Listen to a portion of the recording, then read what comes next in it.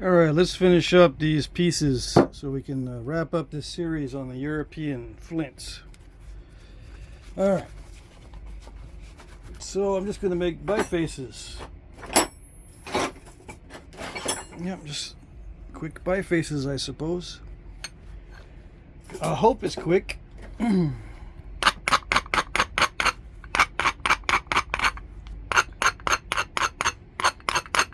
And I use steel because it's easy to maintain. It has no real advantage over copper other than ease of maintenance as far as a Flintknapping tool material. Because I know there's a bunch of people that always ask that, in their minds at least. What's the advantage? I get that question at Knappings a lot. Why steel? And I had to say it over and over because it's easy to maintain. I do rock challenges. I knap difficult materials. I do a lot of indirect percussion, which takes its toll on the tools. Steel is just the best alternative for me for expediency.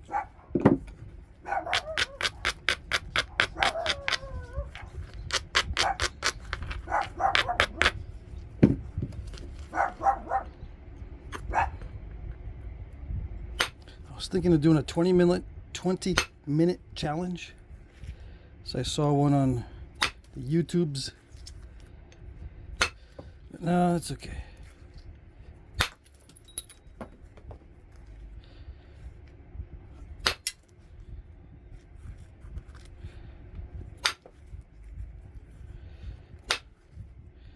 If I try doing things fast on video,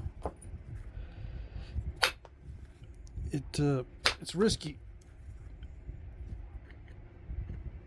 I end up spending 2 hours to knap something in 20 minutes because the first 4 or 5 things break, and then,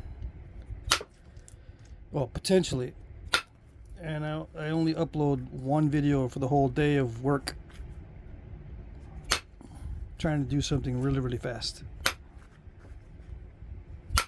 Potentially it may work out on the first try, but you never know. I always have to have plan B, and plan B means take the time you think it's going to take and multiply it by 5. Yeah. That's plan B. And plan B is always plan A. Yep.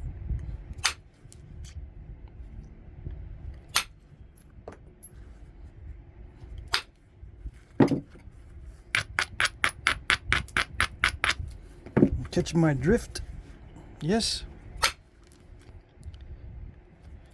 It feels like this particular piece of flint is tougher than these two, but it looks the same, but it feels tougher than these two.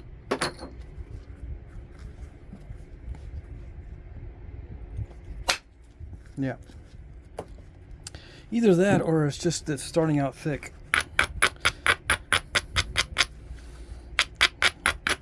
What's the plan? Can I do close-ups on the platforms? Yes, but the platforms are all random. They're never the same. Sometimes they work, sometimes they don't. Sometimes I grind it, sometimes I don't. Sometimes they're worn down a lot, sometimes they're not. It's all random. So if I show you one platform, I gotta show you 1,000 because they're all random. There's no angle. There's no special angle. There's just try it and see. Try it and see. They don't always work. What kind of Flintknapping is that? Expedient and opportunistic. That's what it is. All those platforms that I just hit were all different just then. All of them. And this is a different one right there, and this is not the same there. This one's not the same either. Some of these are ground down, some of these are not. If you've been watching the channel, you will understand that to do this quickly, it all has to be random. No two strikes are the same. Because if I slow down and start standardizing all the platforms, it multiplies my time by at least 2, sometimes 3.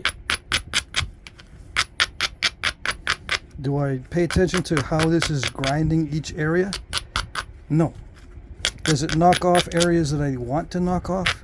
Am I aiming at specific areas when I do this? Nope.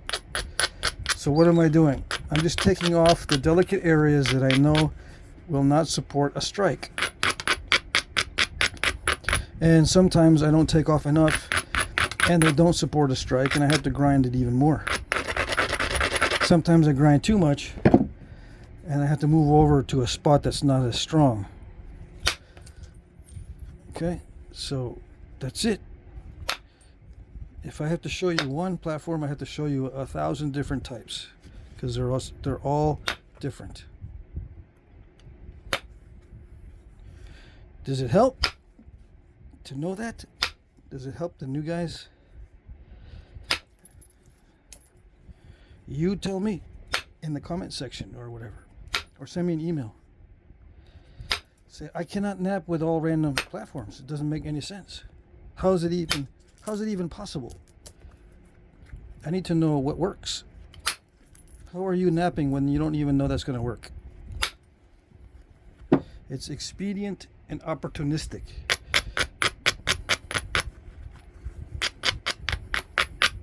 It doesn't always work.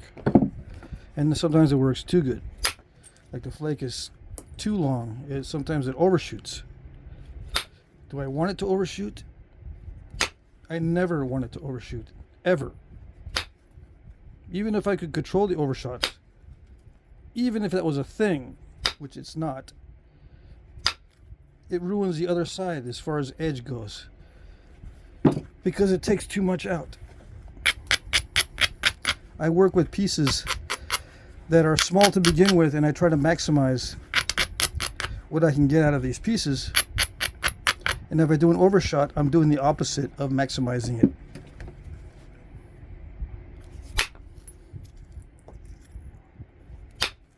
Sometimes I have to focus on certain strikes. But see, I make mistakes like this, but it doesn't matter at this stage because it's going to get smaller anyway. I'm going to lose edge anyway. I'll do damage control as it goes along.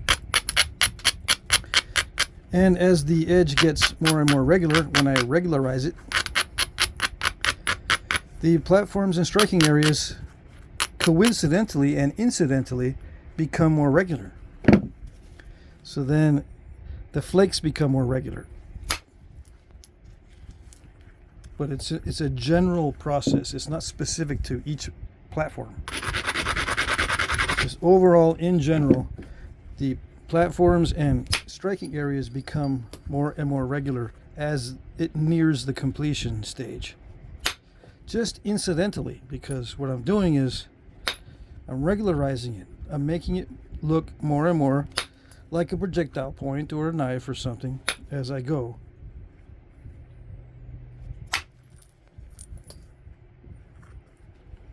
That's it.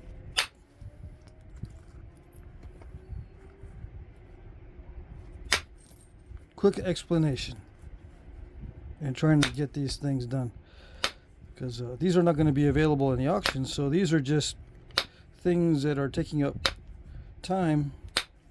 I don't mind doing them, but it takes up time when I can be doing other things.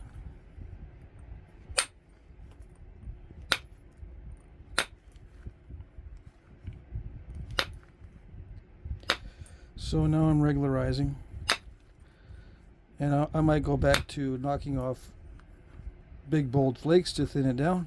I'll go back and forth from regularizing to knocking off a big flake to back to regularizing, or to look at or to spot areas that need to be attacked first because they look like they're the worst.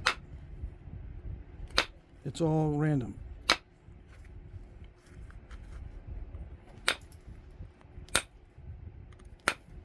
If you want to know what I have learned about platforms and striking areas and all that, just look in the description. I'm going to start putting in, and I have already put in, links to a 3-part video series that I did a while ago on explaining platforms and angles with words. Just look in the description. I got links to the 3 videos if you want explanation in writing or with illustrations, because it has illustrations that I did to get a better grasp, I suppose, on the fracture mechanic type perspective. And I don't go by that when I nap. I go kind of by it, but this is all opportunistic, what I'm doing now.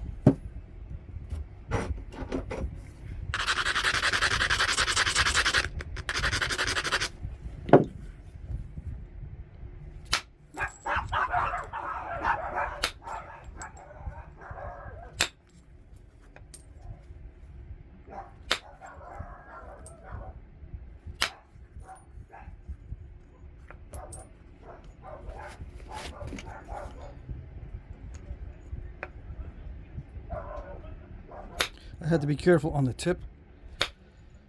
I can't just be ramming these flakes in. You know what I mean? I've been hitting the edge like a battering ram. I'll wait till the dogs stop.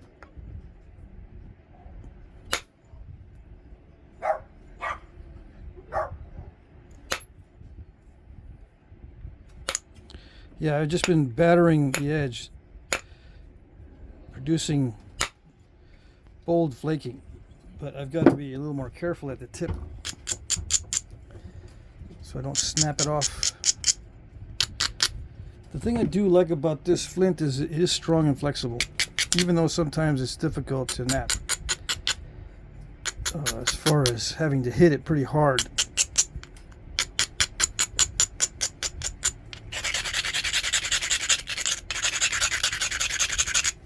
So as it gets closer and closer to the finished item, the edges become more and more regular.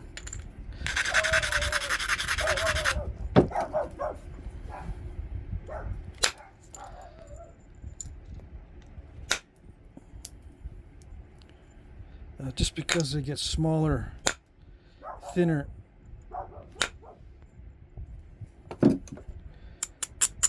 And it's funny how that works, you know, it's just by coincidence, the areas get, you know, smaller. I mean, it's not a coincidence, it's just incidental. It's funny how that works.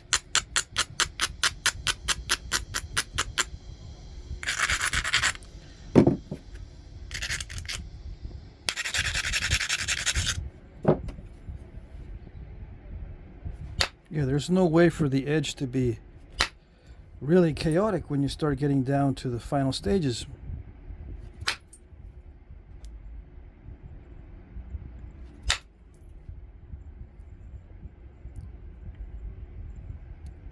There's not enough room for the edges to be chaotic. Come on. Or as chaotic as in the beginning. There's no room.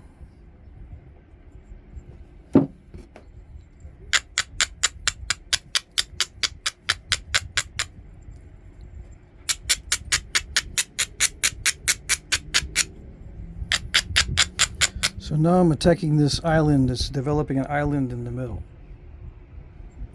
It's already starting on this edge. If I start hitting carelessly to where they don't travel, I'll end up with an island of nasty stuff in the middle. This side's okay, but the other side's not okay.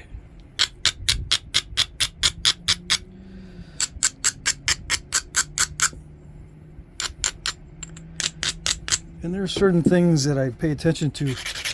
It's risky to flake from the base, although it can produce some long flakes. I don't know why, but somehow it likes being hit from the base. a lot of times, and you can run long flakes. I think it has to do with the resistance of the mass of the piece. There's more resistance if you hit the base. There's more mass to move in this direction because it's longer. Here, if you hit on the side, it moves it more easily because there's not enough mass opposite the strike. If that's the kind of thing you need to know or want to know or have to know, you can probably figure that out by yourself. Alright, so that one broke because there's an issue in here. Yeah, I could not have been more careful with that. That would have probably broken regardless. I have to hit it that hard to get it to thin down to remove the island. Yeah. Alright, so put that one aside. That had a defect, so that's what I chalked that one up to. Otherwise, that island would have been pretty close to clear with that one strike if that had gone the way it was supposed to. Without that defect, without the defect in there,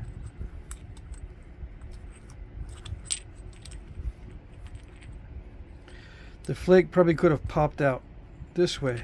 Maybe not on this side, but at least on this side. And then I could have taken another flake from here to get rid of that. So it could have, this should have fanned out this way and flattened it there, and then I could have taken a flake this way. All right. Let's see what this one's even harder to nap as far as hardness of the material. The difficulty is probably, oh, I don't know. I can't say. I was going to say it's probably the same level of difficulty, but I can't tell yet as far as overall nappability. See, sometimes even if the stone is really, really tough, it doesn't produce many step fractures. There's a lot of very smooth transitions. Not transitions, terminations. The ending of the flake is smooth. It doesn't step fracture as much as quote unquote steppy stone. See how there is a little bit of remnants there, but it's smooth for the most part. Yeah, the terminations are smooth. There's not many ripples in the stone.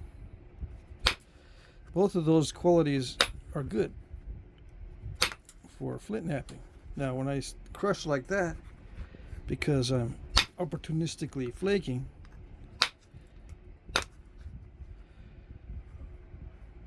it's a little more difficult to finish out the piece, but I can still finish in relative speed, with relatively high speed.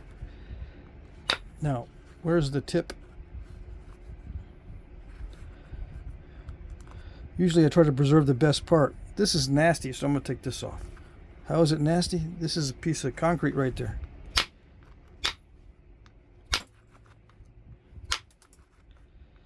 So I'm going to battering ram the side here.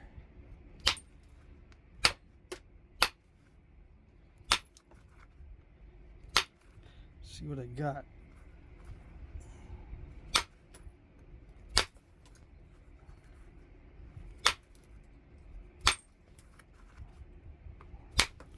This one looks consistent all the way through, so we should get something out of it.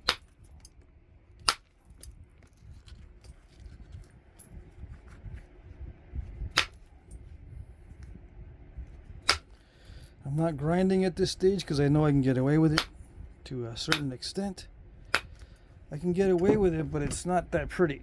But it's a shortcut. Now, I used to say there's no shortcuts in flint knapping. And if you want to be smart about it, there isn't any shortcuts. But if you want to mess up a little bit, or don't care about messing up a little bit, you can take a shortcut like this, like what I'm doing. At this preliminary stage, and then get more serious later. Yep.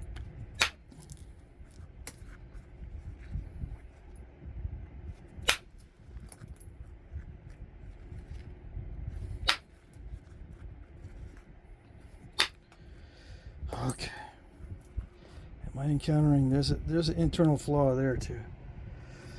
This when I hit it really, really hard, these internal flaws will be weak spots, and the weak spots are where it will fail when I battering ram the sides and the edges.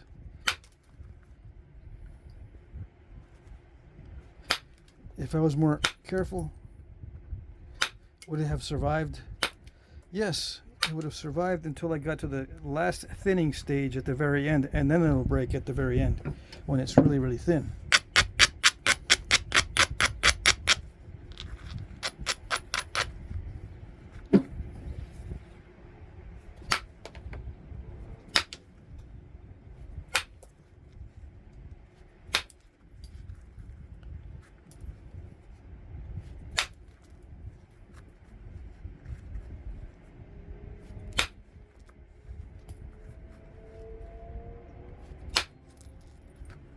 I prefer to break it in the beginning, then be into it after an hour, and then having a break where it just broke a little while ago.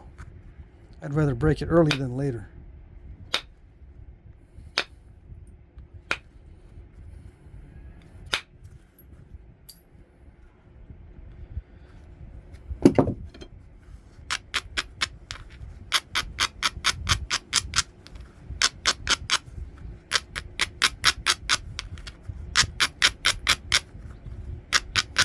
You might ask, what's the advantage of doing it so expediently?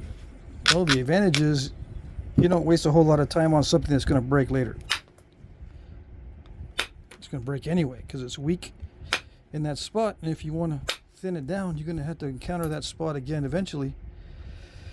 And when you do, at the end, it's even more frustrating because you go, dang it, I almost got to the end and then it broke.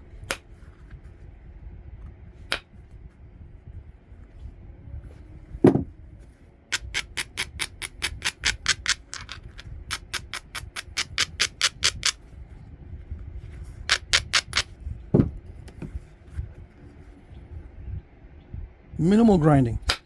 Minimal. Just enough to get away with it.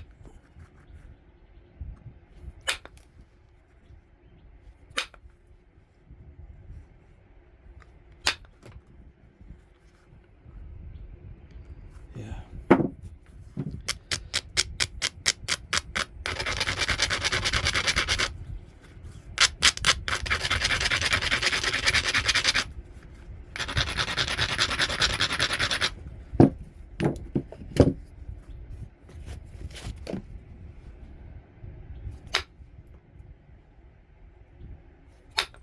When the glove starts getting in the way, I take it off. If I start hitting my fingers really bad, then I'll put the glove back on. I ground it down too much down here just now. So now I had to take back and weaken the edge a little bit by hitting it the other way. But then it gets a little bit too weak. Sometimes you'll have to go back and forth between grinding and weakening and grinding and weakening. In some areas, not all areas, this is a weak edge up here, but since it's near the tip, I'm still able to drive some flakes because they don't need to go very far. But as I get further down, these platforms and striking areas need to be stronger and stronger. As I go down the blade, these areas need to be more ground than these areas, because I'm trying to drive longer flakes.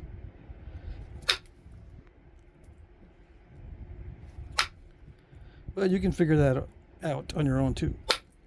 You know that the longer the flake, the more stout the platform needs to be. That's just something that they call a priori knowledge. You can figure that out without knowing how to flint knap.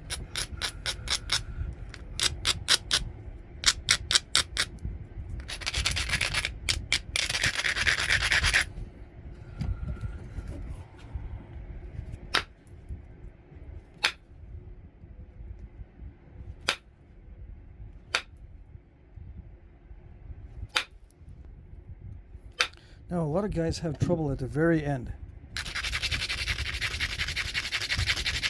They want to know how to finish the piece. They can do the bifacing, they can do the preforming.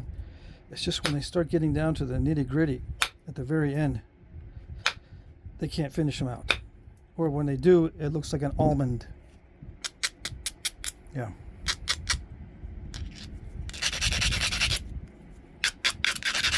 The only thing I can tell you about that last stage is you have to practice.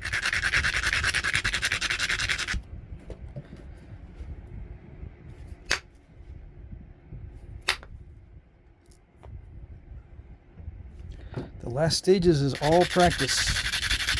It's very unnatural. The stone does not want to be an arrowhead at the final stages. It does not.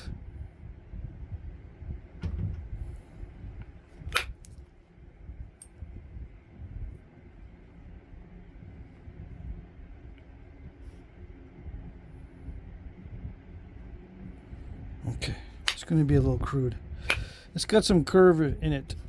It's going to be a little bit crude when I finish it out. Okay.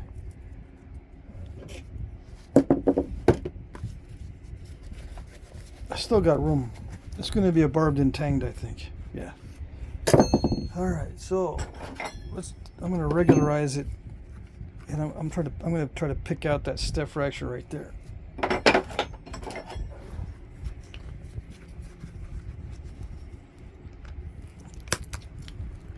Voila. Is that practice too? Oh yes. But it didn't take me very long. I have not been doing that cheater technique for very long.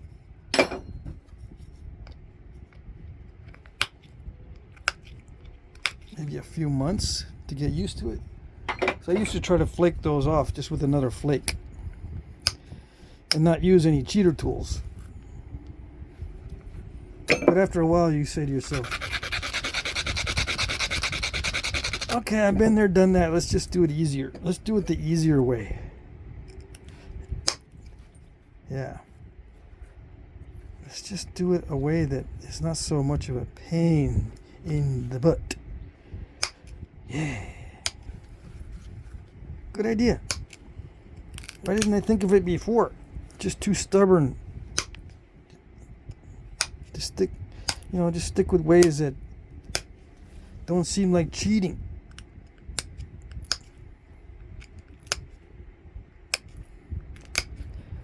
Yeah.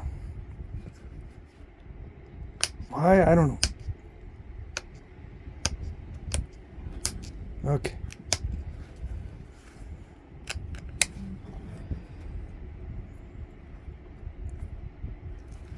Some of this is not going to be so easy to thin.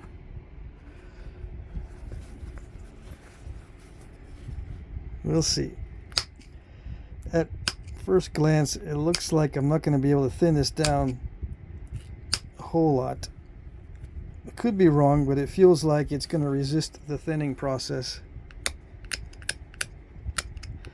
Mainly because these flakes don't travel very far, even with lots of pressure.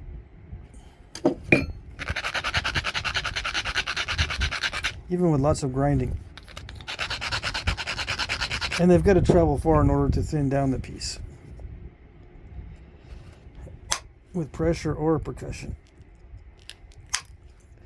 Yeah, with enough strength you can drive pressure flakes a long ways. Oh yeah.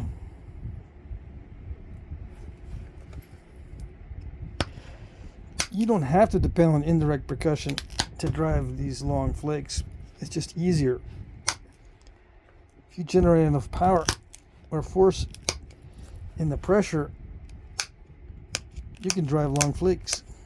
It's possible. Possibility is greater than zero.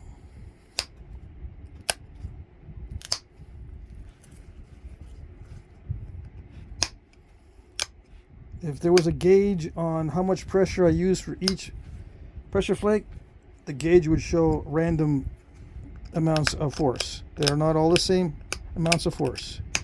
Every pressure flake has a different amount of force. Why?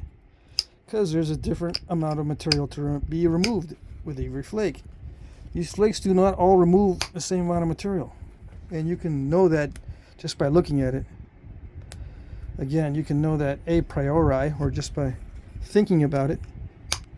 You don't have to know how to flint knap to figure that out.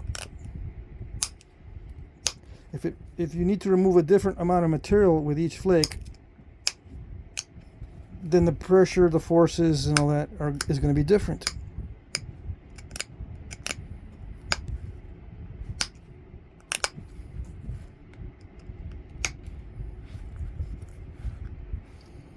And in the beginning, I was listening to guys, and they were saying, I just wish I could just do the same force over and over and over again, because that's why flakes look the same on these nice ribboned flaked pieces. But you don't know that. Sometimes the surface is irregular and you can still run ribbon flakes. You just need to have different pressure for each application, depending on how much material you remove. It's not all consistently the same thickness all the way down. There's a little bit of bumpage.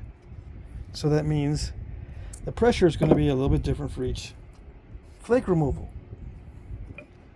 So your wish to be able to press off exactly the same amount of pressure every time only works if the surface is perfectly consistent.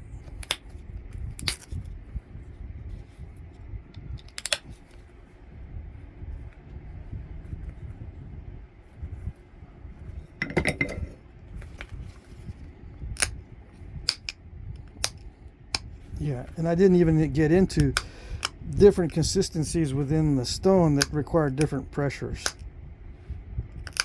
I'm just talking about the length of the flake and the thickness of the flake, depending on how much material you want to remove. I'm not even talking about differences in material, because that will vary the pressure as well, or require different pressure to overcome. Some of the areas that are inconsistent and tougher require more pressure. And as you flint knap, you'll get a feel for where is it tougher to knap on the piece. There's certain places, and even one side might even be harder than the other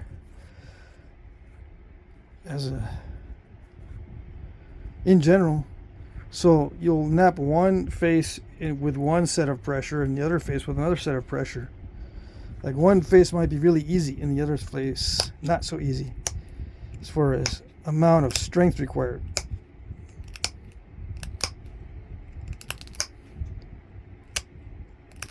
The reason why I mention all that is because a lot of guys that ask me those questions think that things are consistent in flint knapping.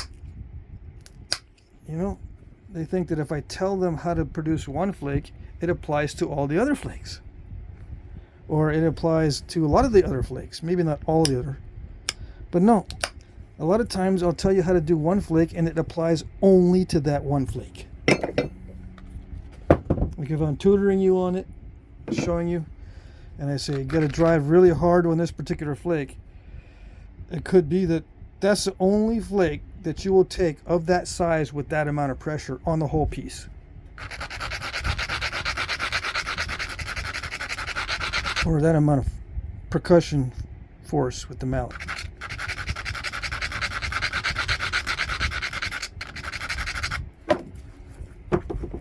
Okay. You guys want to know when to switch over to different size tools? Well, I don't know if I should have. If it works good, I'll stick with it. If it doesn't, I'll go back to the other size. But one of the rules is you try to use a minimum amount of force to get the job done so that you don't break it, especially as it's getting thinned down.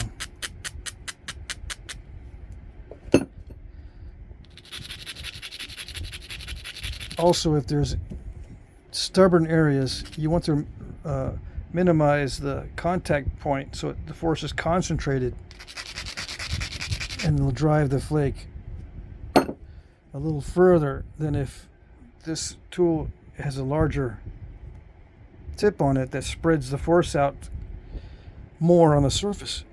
You know, you want to sometimes you want to concentrate it, but sometimes concentrating it doesn't do anything. It just creates a step fracture.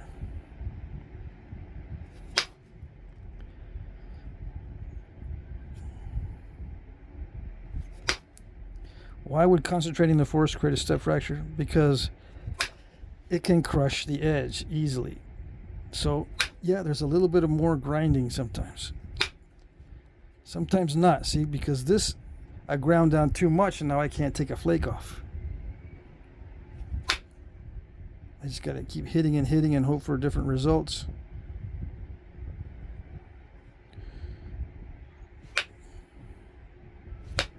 Yeah,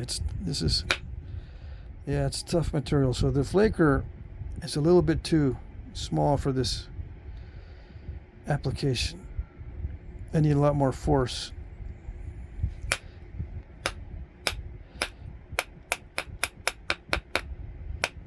On a wider area.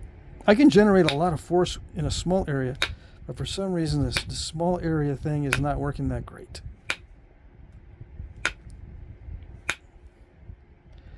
I can produce short flakes, but up here I was having trouble, and if I start hitting it again, well, I'm gonna try one more time. I might break it because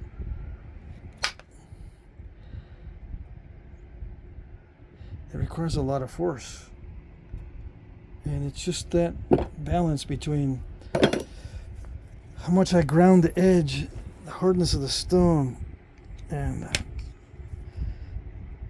size of the tooltip. Okay. I don't want to have little step fractures on the edge like that. That's a step fracture there. So now I got to go back and clean up.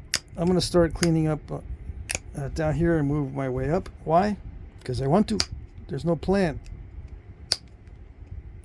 I just feel like I should do it that way at this particular moment.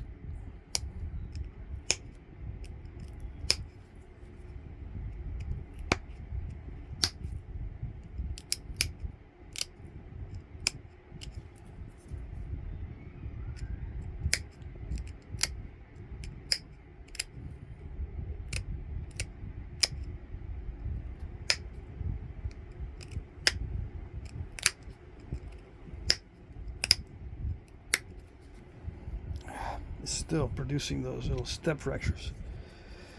All right. I'm still not used to it. I'm not used to what kind of pressure I need.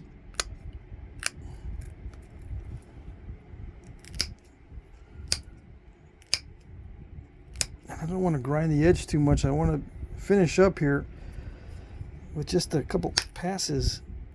If I grind the edge before each pass, it's hard to get rid of all the dull spots without losing a lot of width. And I'll just leave in some of those step fractures. Yeah. All right.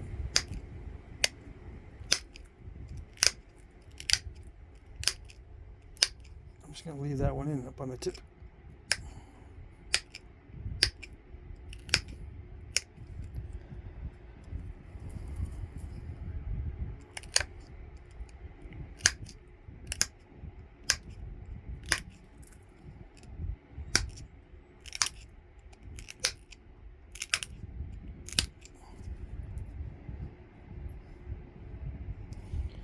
Okay, let's see if I can start doing some notches. This requires more pressure than the edge work.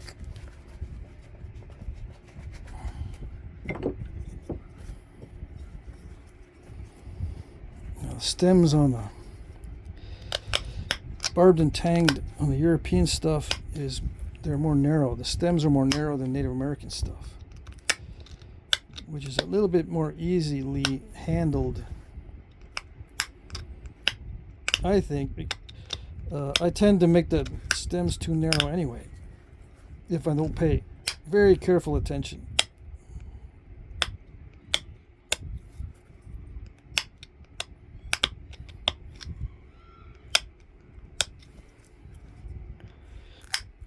Just doing simple pop outs, nothing special. And I'm making sure I have enough width so that the tool doesn't hit the sides of the notches.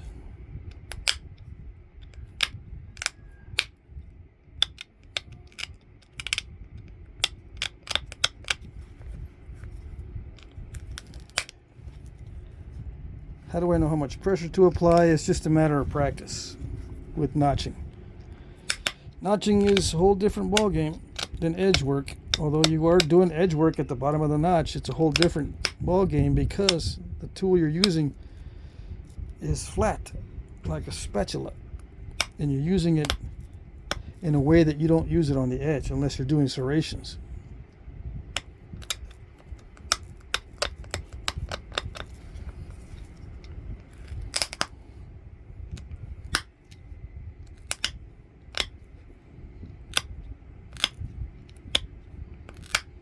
Does copper work better than steel for this?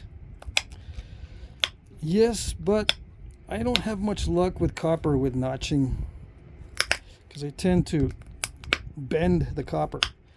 Once in a while, I'll put extreme force into the notch, and I tend to bend the copper all to smithereens when I do that.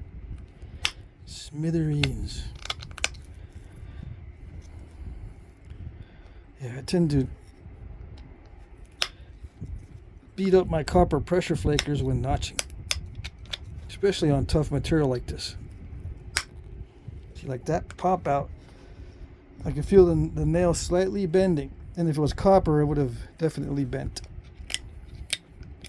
a lot more than the steel did.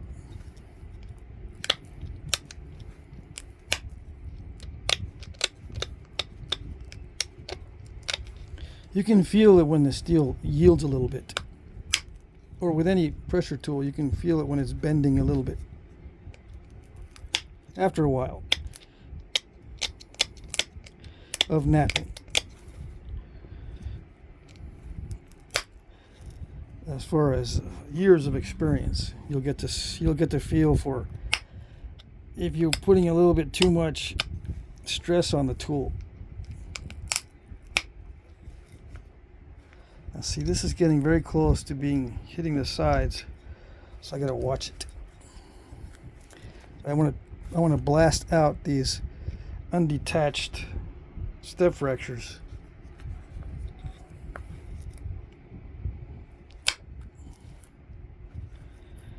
Okay. There it is. All right, other side.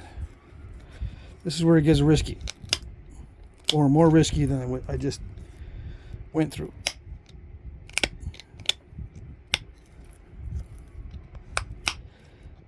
Because now not only do I have to worry about sending a flake too far this way and blowing off the bar, but I sometimes can send a flake too far that way and blow off the stem. Or the tang. I guess Europeans call this the tang, and it's called a stem in the Native American stuff. So if it's Native American, it would be barbed and stemmed. Yeah. But they don't call it that here.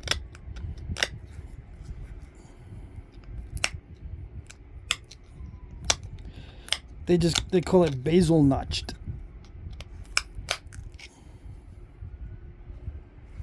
Yep. All right, careful, careful.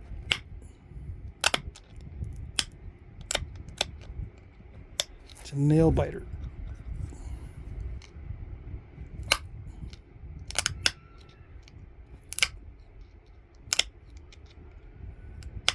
It's a nail biter because I can hit the sides at any time with the flaker.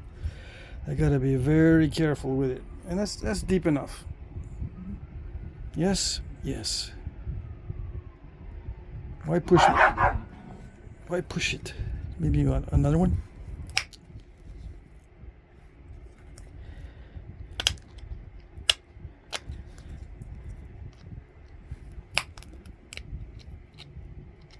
That's good enough. Yeah.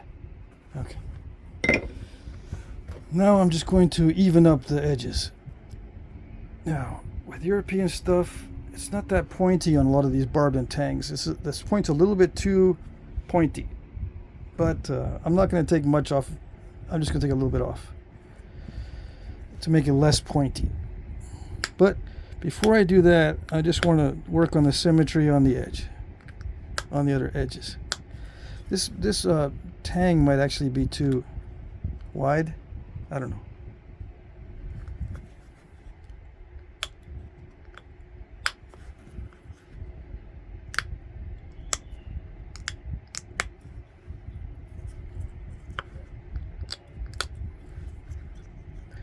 Actually, what I should do is sharpen up the pointy pressure flaker and do it that way.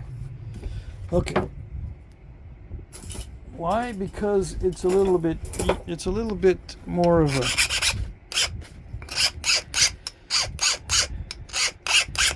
a little bit more of a aesthetic appeal if I use a pointed flaker to drive in nice long narrow flakes.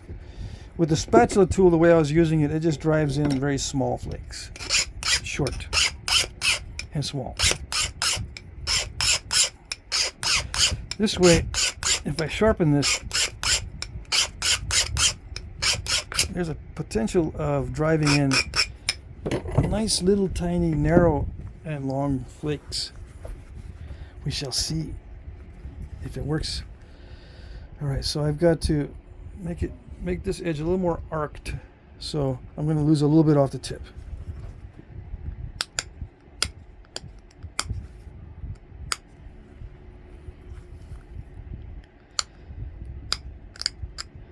Can't see, huh? This, I can zoom in for this, I suppose. Yeah.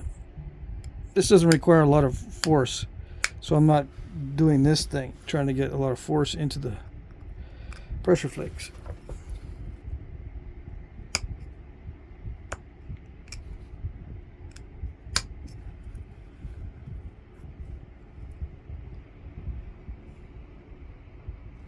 I don't know, let's see.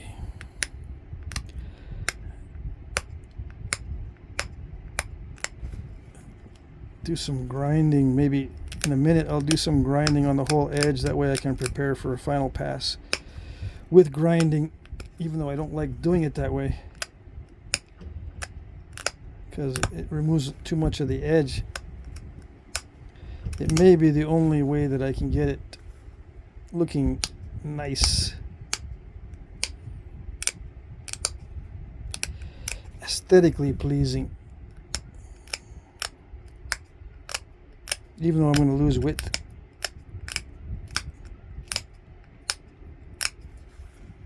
And some off the tip. I still need to arc it in more. I'm not going to do too much more.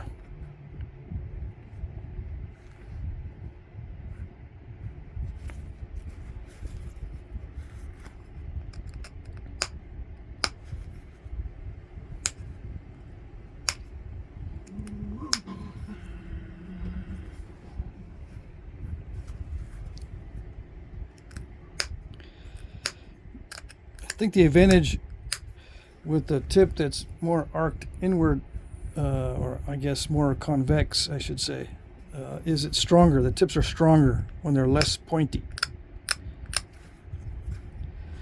Less prone to breakage.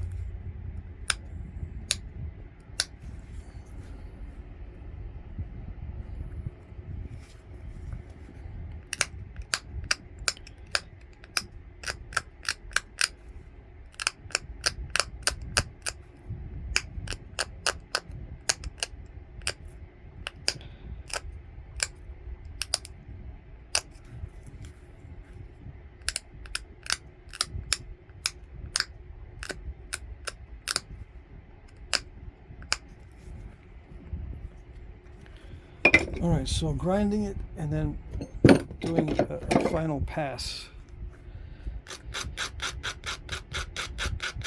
I regularized it with the pressure flaker.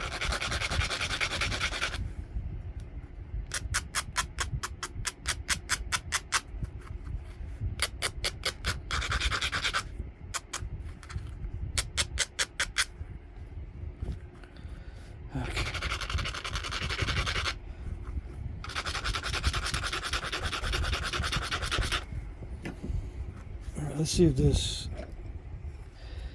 thins down the edge where it should be.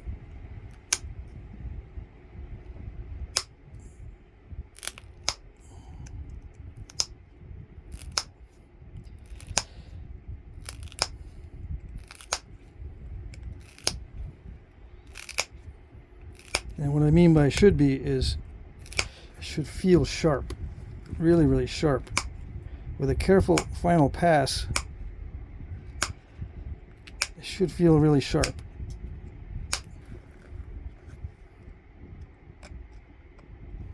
Have to be careful I don't snap off the barbs when I'm doing this.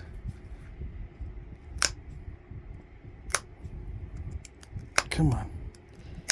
If you're too careful, it doesn't release a flake, and it's getting blurry because my hand is getting in front of the camera. My finger is going like this, so it's focusing up here and not down there. Come on. Okay. See, it doesn't work sometimes because it's too thick.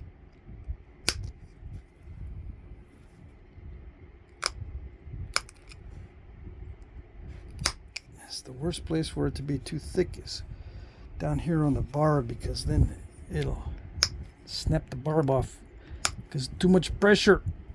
All right, so that was a pass along this side. I gotta do 3 more passes, one on that side and then 2 on the other. This one's more difficult on this side because I'm not going to pre-grind it. I'm just going to press off on areas that look dull.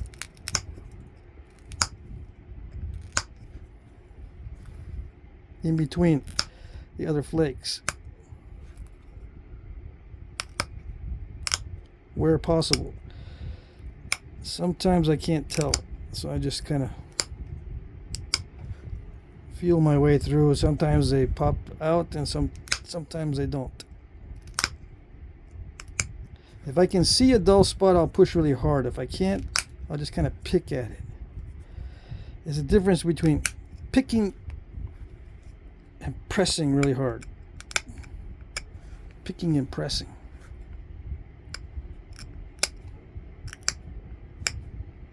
So now I'm just getting rid of all the odd little protrusions.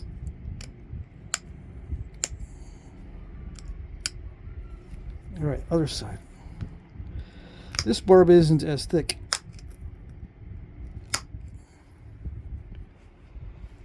Yeah, but I still got to make it more narrow to match the other side. Don't take off too much because I still got to do another pass on the other side, which will remove some more of the width.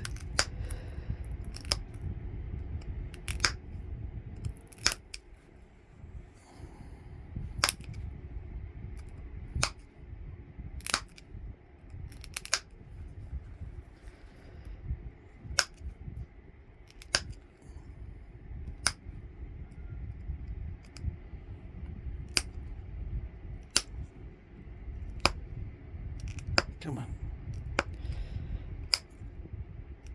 Of course you're going to mess up near the tip. Yeah, you're not going to let me take these tip flakes. Come on.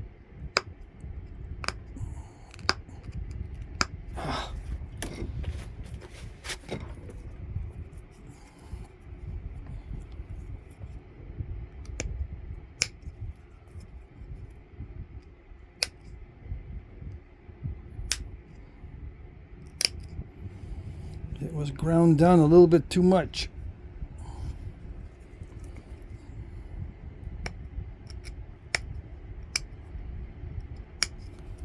And if I push too hard, pop goes the tip. Yeah, all right, one last pass. So I just did this pass. See how it scoops it out on that side? See how it scooped it out? This side's got hopefully a little bit scoop outs on both sides. Yeah, kind of, sort of. All right, so one last pass. When it scoops it out, the edge gets thin. I doesn't always work. So I'm going to leave that in. I think that's left in from earlier too.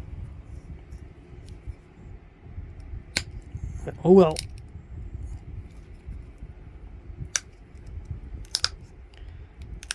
Come on. There's no dull spots. See, when you get that, that means there wasn't a dull spot that I could push on, so it just kind of stepped. Did I get rid of all the dull spots already? Maybe.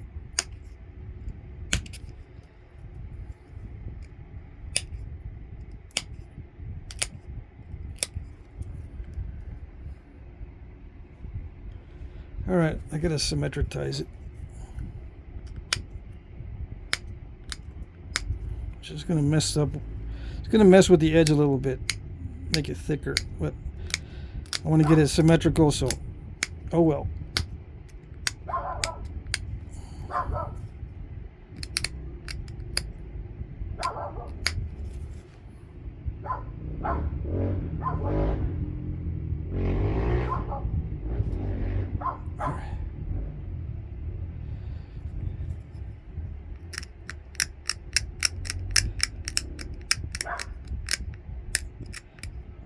Hope that's accurate. Sometimes I don't do these correctly by memory.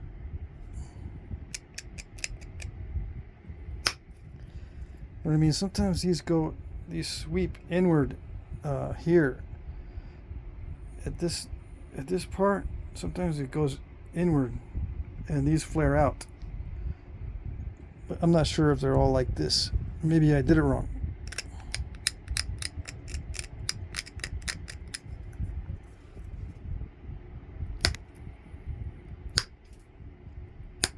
Probably different profiles for these, but what I seem to remember mostly is that the tips are not extremely pointed. They arc inward, or there's a convexity on the tip edge.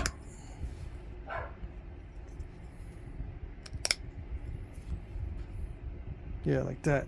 Strong tips. I think sometimes these barbs flare out, so I might have taken too much off of this here. I think also some of these are completely flat down here, or even a little bit concave.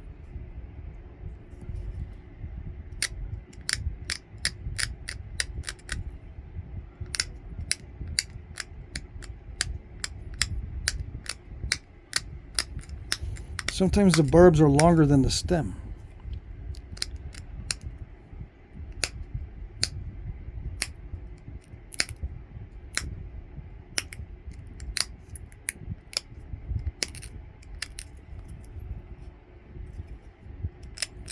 I don't know what happened. I don't know what happened right there. I took too much off. Yeah.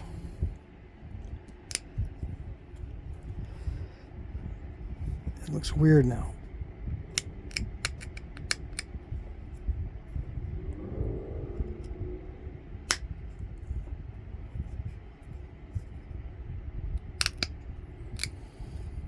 I'm thinking, do these flare out, or are these stems contracting?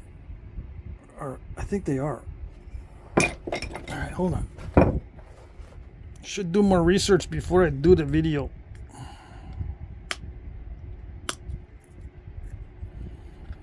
Well, I think there's a lot of variation. Let's put it that way.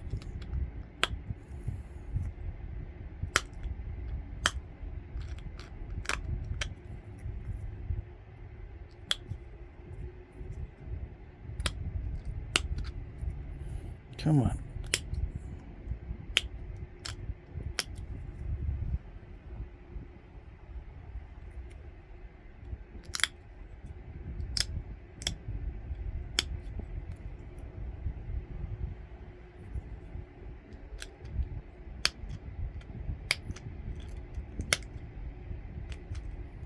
Come on.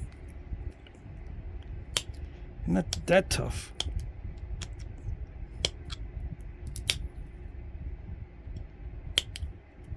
Dang it. Okay. I'll quit messing with it here in a minute. If I keep messing with it, it's not going to look right.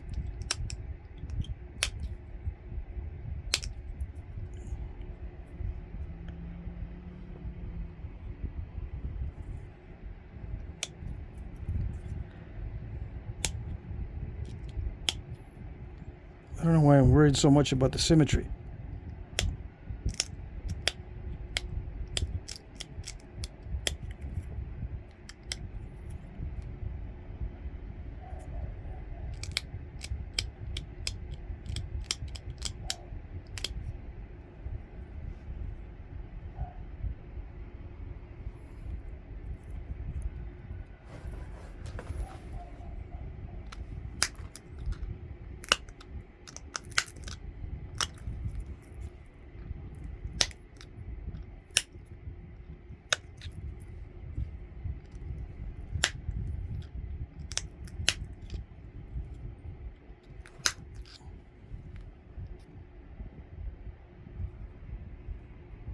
All right, good enough. A lot of you guys already fell asleep, so yeah. There's a few more little step fractures I can probably take out of there. Yeah. Is that a... Yeah, those are step fractures. Or undetached flakes there. Yes. There it is. A little bit translucent. Okay, so yeah. This one broke.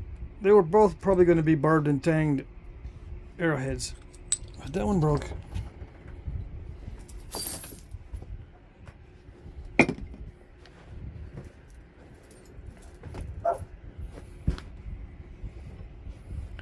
One of them survived.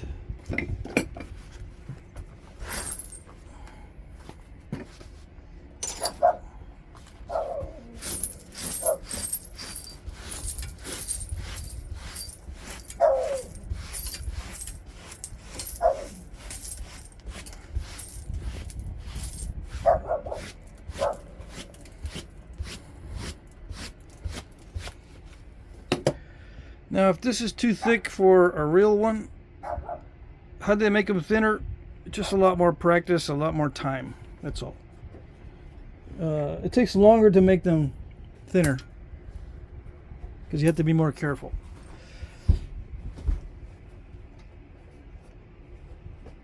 You know, you can. The rule is you can make them quicker if you make them thicker. So the opposite is it takes longer if you want to make them thinner. All right. So that's it. That's it. That wraps up the series. Hopefully that was good. So all on display together. I'll show you what I came up with. These little ones, and there's a couple of larger ones. Let's see. Yeah, just use the zoom function. Yeah. Except might see an address.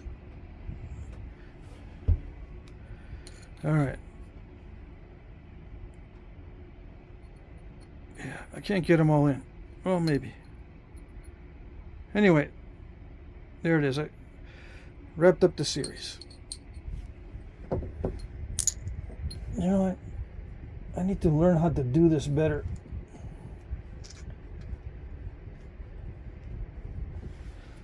I can zoom in. Yeah. Why didn't I think of that?